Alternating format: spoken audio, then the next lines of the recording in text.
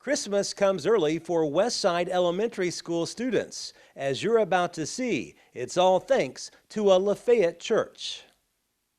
Lafayette First Assembly of God Pastor David Spears knows how good it is to give. That's why his church has teamed up with Convoy of Hope to provide shoes to students at Westside.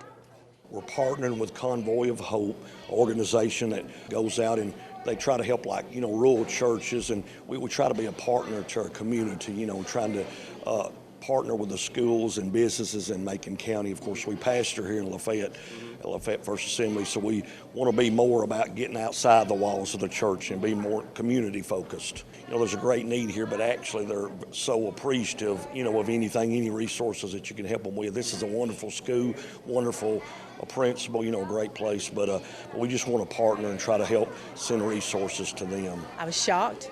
I was excited, and I was very, very thankful that Westside had been chosen to receive a pair of shoes for every child. Oh, they love it. It doesn't matter if it's something big or something small. Our students here at Westside absolutely love the thoughtfulness that goes into receiving a gift, and receiving a gift of shoes is just very, very special for our students. So, yeah, they love it. You can see by the smiles on their face, they're loving it. And like I say, we just want to be like Jesus' example, the hands and feet to try to help others, less fortunate.